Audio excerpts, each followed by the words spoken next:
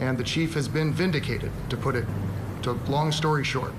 So I want to briefly summarize how we got here, what it says, what we can talk about today, and what we're not going to talk about today. As a review, there were some reports issued by a law firm working for the federal monitor overseeing Oakland. Those reports were very critical of the chief. He publicly responded to them. He was then terminated and disciplined. He then appealed his termination and his discipline, and recently the hearing officer issued a 55-page detailed report assessing his claims. At a very high level, that report concludes that, number one, the chief never should have been disciplined. There's no factual basis for the discipline that was issued. It's recommended that that discipline be reversed and removed from his file. Number two, the criticisms of him in the federal monitor's outside law firm reports were unfounded. The determination that he was lacking in credibility during that investigation does not have a factual basis and is not a reliable determination.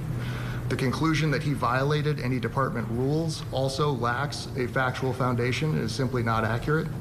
And that the hearing officer further concluded that the chief has what is described as a colorable claim that his termination was illegal retaliation in violation of his First Amendment rights. Ultimately, that report recommended that he meet and confer with the city about next steps and a potential resolution to this, including the possibility of reinstatement.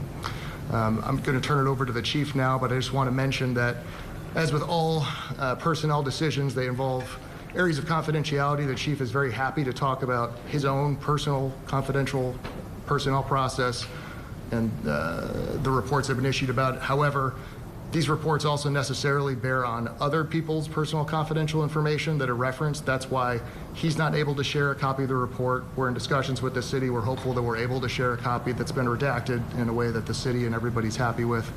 And until then, he's happy to answer questions about himself, but may not be able to get into other details to the extent they bear on personnel issues of other employees of the city. Okay. With that, I'll turn it over to the chief.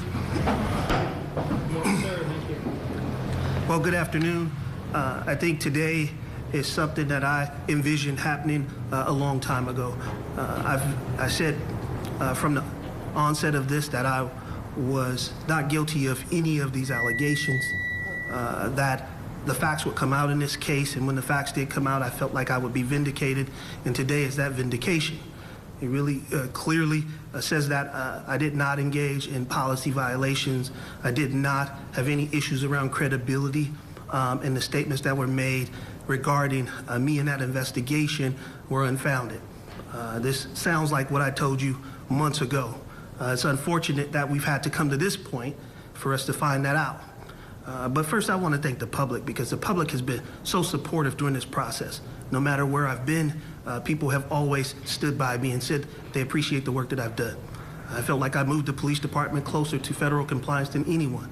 And that wasn't just with me, it was the partnerships with the police commission, led by Chair Malele, to get us to the point of sustainability. Our work with the community to address violent crime, which is completely out of control right now. And so for me, it really is my passion for Oakland, that I wanted people to know that I am true and blue Oakland, that I care about this city, that I would do nothing to violate the trust of this city. And so I think this report is a clear vindication that that's what should have been, what should have happened from the beginning, is that someone should have reviewed the report thoroughly and really looked critically at it so that they could make the right decision, not just for Chief Armstrong, but also for the city of Oakland. And with that, I'll take any questions. Chief, do you have any reason to believe that people working on behalf of Federal Monitor had a personal vendetta against you? I don't know what people's issues were. I just believe that the report was clearly inaccurate. It came to inaccurate conclusions, and I think my attorney and I both said that from the beginning. We wished that people would have taken what we said seriously. My attorney issued a report directly to the city that contradicted the report. It laid out the foundation for everything that the judge laid out in her report. And so everything that the judge reviewed was information that was provided to her by the city, which means that information existed when this case was completed. And nobody took the opportunity to actually just be fair. I simply asked for fairness during this process, and to not look at all the evidence was completely unfair, and unfortunately it led to, obviously, my termination. How would you describe your relationship with Robert Armstrong before all this happened? I've always felt like I had a good relationship with the monitor. I felt like the department had moved forward towards its federal compliance. I believe if this case didn't exist, we may be out of federal oversight. And so it really is troubling to see where we are today, because not only did it impact me as the chief, but it impacted the city of Oakland. Chief, Mayor Town in her statement today said it wasn't necessarily just the report itself that led her to make her decision, but the way that you communicated about it afterwards. She said she took issue with the fact that you were dismissive of the report after it was made, before you had even read it, she alleges. What's your response to that?